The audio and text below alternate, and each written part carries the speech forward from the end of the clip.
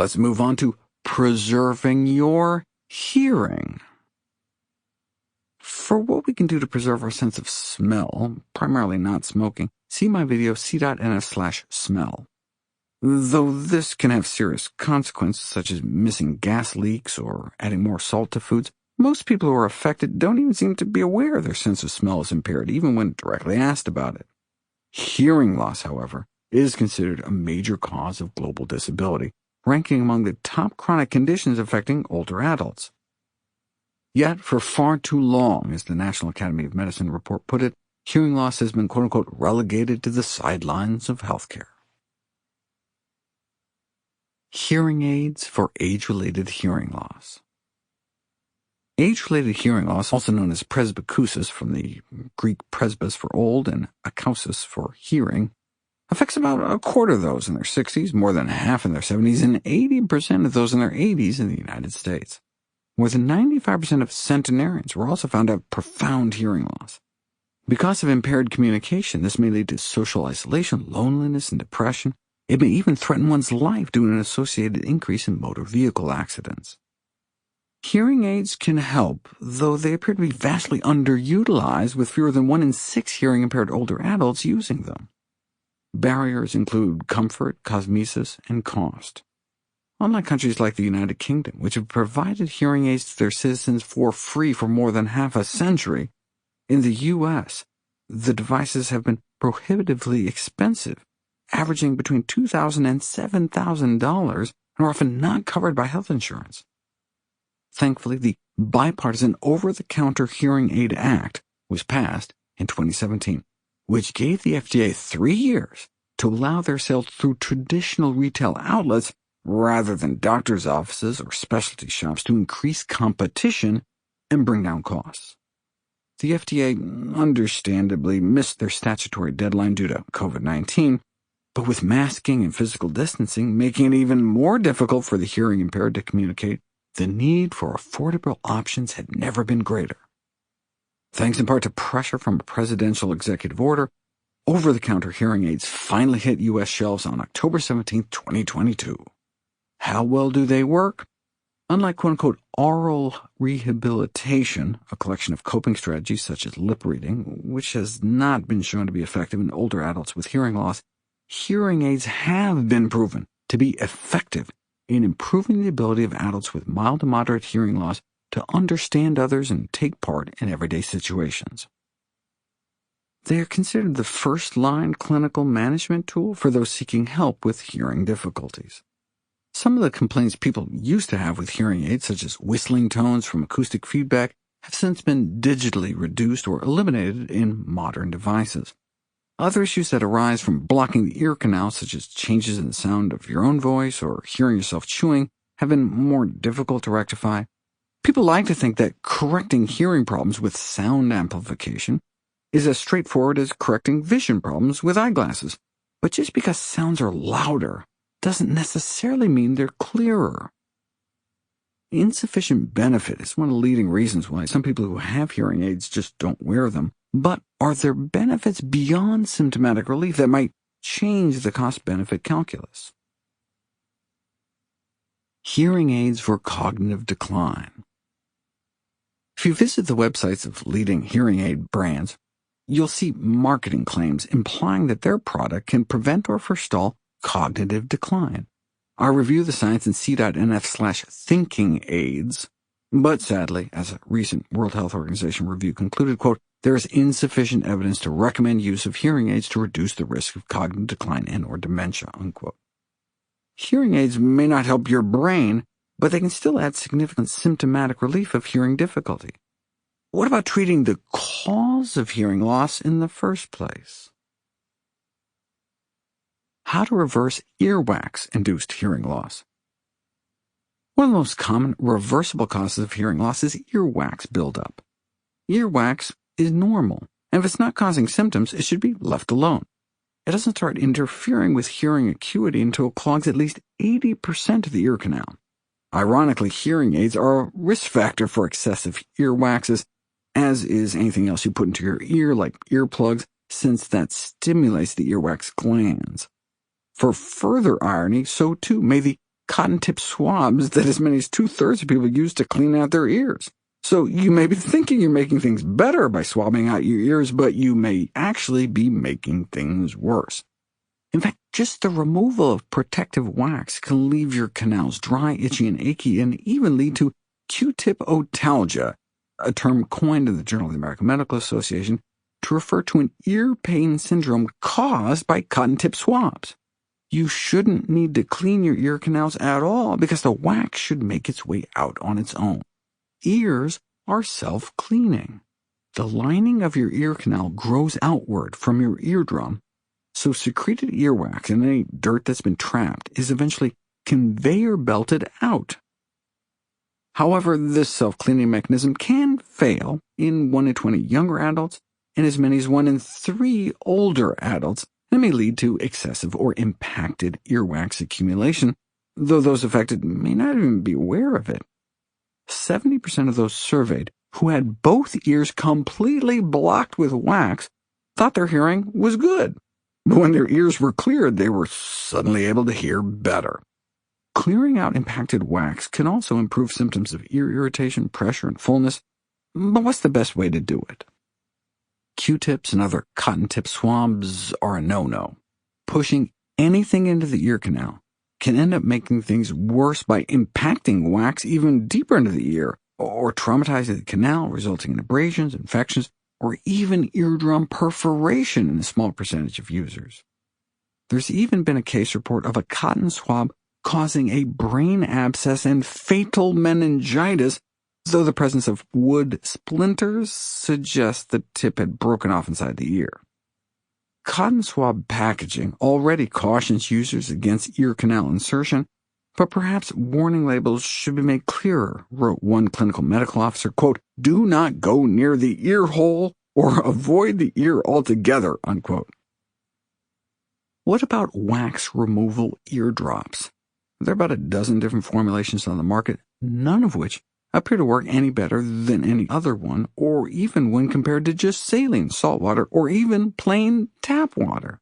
But 5 days of treatment does clear earwax in about 1 in 5 cases, 22%, compared to only 5% clearing up on their own within that time frame. At the very least, eardrops may be able to soften wax before bulb syringe irrigation. Also called ear syringing, irrigation involves flushing out wax with a low-pressure jet of warm, body-temperature water. It works up to 70 to 90% of the time, and if it doesn't, clinicians have fancy devices to manually remove the wax under direct observation. Irrigation can also be tried at home. Those randomized to use a bulb in the comfort of their own home had about a 50% success rate in clearing the obstruction, and armed with this knowledge were significantly less likely to subsequently require in-office irrigation. Significant complications only happen at approximately 1 in 1,000 irrigations. You should not use an oral water jet. There are scientific papers with titles like Catastrophic Otalgic Injury from Oral Jet Irrigation of the External Auditory Canal. Even at 1/3 power, water picks were shown to perforate the eardrums of fresh cadavers. Those who insist on violating this important prescription should, at the very least, choose the lowest setting, use a tip with multiple orifices, and make sure the water stream is directed only against the walls of the ear canal and never straight back towards the eardrum, but I still strongly caution against it. A sidebar, what about ear candling? Ear candles, also known as ear cones, are promoted as a low-cost, effective treatment for earwax, but, as I documented in c.nf/candling, a series of experiments found that it not only offers no benefit, it can make things worse and even result in serious injury. Hearing loss is not inevitable. Earwax is one thing. What about preventing age-related hearing loss? It's said to be a natural part of the aging process, but that's what we used to think about pathological conditions like high blood pressure. The vast majority of people eventually develop hypertension, just like the vast majority of people eventually lose their hearing, so it must just be an inevitable consequence of growing old, right? But then it was discovered that there were rural populations living in Africa, Asia, and the Amazon who ate and lived more healthfully and did not experience an inexorable rise in blood pressure as they age. So it appeared hypertension was a lifestyle choice rather than an aging effect. The same may be true with hearing loss. The Maban, a tribe living in the Sudanese bush, were found to retain their hearing into old age. Another study on the isolated native population on Easter Island found that exposure to modern environments appeared to undercut their hearing advantages. What is it about our modern world that seems to lead us to lose our hearing as we grow older? Age-related hearing loss is a result of the premature death of the sensory hair cells in our inner ear, which turn vibrations into electric signals in the brain. Once they're lost, they don't grow back, so prevention is critical. What is killing the sensory hair cells? A study of more than 2,000 twins found that the heritability of age-related hearing impairment was only 25%, so most of the risk is due to non-genetic influences. Risk factors include smoking, ototoxic or hearing-damaging medications, and repeated exposure to loud noises. Noise exposure early in life appears to render the inner ear more vulnerable to aging. Animal studies suggest exposure to low-level yet constant noise over 60 decibels may also be harmful. This has not been demonstrated in humans, but if you use a white noise generator to sleep, it can't hurt to make sure it's under 50 decibels. Aminoglycoside antibiotics such as streptomycin, amikacin, neomycin, and kanamycin are among the highest-risk medications for sensory hair cell toxicity, but loop diuretics, for example, furosemide sold as Lasix, and NSAIDs, nonsteroidal anti-inflammatory drugs like aspirin, ibuprofen, and naproxen, have also been linked to progressive hearing loss. The key to the preservation of hearing in older Maban tribe members, however, may be their diet. Before we get there, though, a sidebar. What about cell phone radiation? Your inner ear may be the organ most frequently and directly exposed to cell phone radiation. Might that have adverse effects on hearing? Long-term cell phone users have been found to have detectable hearing loss compared to non-users, though not enough to be noticeable. The impairment was measurable in both ears, which may be more consistent with a radiation effect than simply a constant loud noise in one ear effect. I explore all the studies in c.nf/phones, but in short, researchers found no effect at 30 minutes of cell phone use, but 60 minutes did appear to immediately impact hearing threshold levels at specific frequencies. Bluetooth was found to be safer, presumably because it operates at nearly 1,000 times lower strength.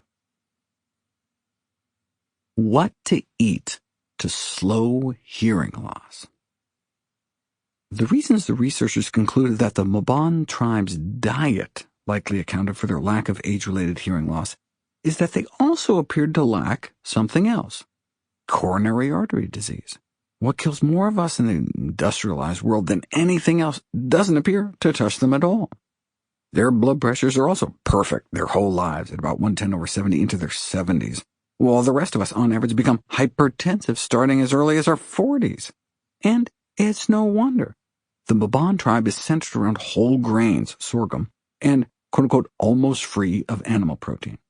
So the researchers suggested that atherosclerosis, clogging the small blood vessels feeding the inner ear, may be the underlying cause of age-related hearing loss in most of the rest of the world. Indeed, healthier diets are associated with significantly lower risk of hearing loss, and for all three diet quality scoring systems they used, avoidance of meat was most strongly linked to lower risk. The Maban also don't eat sugary junk, which explains their almost total absence of dental cavities.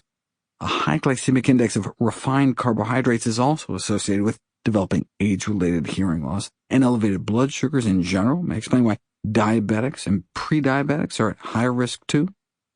Even among whole grains, sorghum has a particularly low glycemic index due to its resistant starch content, causing about a 25% lower rise in blood sugar responses compared to whole wheat.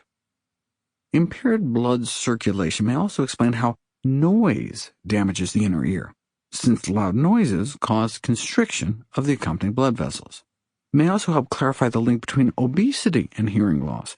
Excess weight may just be a proxy for unhealthier diets, But the pro-inflammatory state of obesity can also lead to vascular dysfunction. Measures of systemic inflammation seem to directly correlate with age-related hearing loss, as do measures of oxidative stress. Details in c.nf/ear foods, but basically blueberries can actually reverse hearing deficits in rats, though adding antioxidants to their food or water seems to help prevent age-related hearing loss, whereas antioxidant supplements fail to improve hearing in people. What has been shown to help is folic acid supplementation, of which the healthiest sources are dark green leafy vegetables and legumes. Just 1 cup of cooked lentils has 90% of an adult's daily needs, for example, and a cup of edamame 120%. What to avoid to slow hearing loss? A 2021 broad overview titled Role of Nutrition in the Development and Prevention of Age-Related Hearing Loss screened thousands of papers and concluded, quote, diets rich in saturated fats and cholesterol have deleterious effects on hearing that could be prevented by lower consumption, unquote. The case of the Mabon makes for a compelling story, but what exactly are the reviewers basing that conclusion on? It's true you can prove it in laboratory animals, randomize rats to added saturated fat, or chinchillas to added dietary cholesterol, and scientists can show that atherosclerosis-inducing diets exacerbate inner ear damage and hearing loss, but that doesn't necessarily mean the same is true in people. There is cogent epidemiological data. For example, a study of thousands of twins was able to draw a significant link between a diet high in cholesterol and hearing impairment. In the Blue Mountains Hearing Study, which enrolled thousands of older men and women, dietary cholesterol was the nutritional component most associated with age-related hearing loss. Those eating about 2 eggs worth of cholesterol a day had 34% greater odds of hearing loss compared to those only getting about a single egg's worth. Consistent with a vascular cause, people on statins, and particularly those at higher doses, appear to be at lower risk. The researchers suggest that atherosclerotic inflammatory changes caused by the high cholesterol diet and the tiny arteries feeding the inner ear could explain their findings, but how about actually looking at the arteries to see if that's true? The extent and severity of coronary artery disease in the heart, as determined by angiogram, were found to be closely correlated to hearing loss. Since atherosclerosis is a systemic disease affecting the entire arterial tree, this has relevance for the arteries feeding the inner ear. The same connection was found for the amount of atherosclerotic plaque found in the carotid arteries in the neck. The greater the plaque, the poorer the hearing, and the greater the risk of further hearing impairment measured over the subsequent 5 years. We're getting closer, but how about the arteries directly supplying the inner ear? Early autopsy data suggest, and direct imaging studies show, a direct correlation between the degree of hearing loss and atherosclerotic narrowing of those arteries. Now all we need is an interventional trial to wrap it all up in a bow. Yes, diets high in cholesterol and high in saturated fat have been shown to kill off cochlear hair cells and cause inner ear damage and hearing loss in laboratory animals, but it's not as though you can lock up hundreds of people for a few years, force them to eat different amounts of saturated fat, and see what happens to their hearing. Oh, but you can, and they did. Enter the Finnish Mental Hospital Study. In 1958, one of 2 mental hospitals in Helsinki changed its menus to decrease its patients' intake of saturated animal fat. Then, after a few years, the 2 hospitals switched their menus. It was one of the first interventional trials of its kind, and showed you could decrease heart disease deaths by decreasing saturated fat intake. And their hearing? It followed the exact same pattern. As their heart disease got worse, so did their hearing. And after the hospital switched their menus, the reverse happened, and not just by a little. Patients in their 50s in the lower saturated fat hospital ended up with significantly better hearing than the group in the control hospital who were 10 years younger. The researchers stated that, quote, our audiological studies lead us to conclude that diet is an important factor in the prevention of hearing loss, unquote.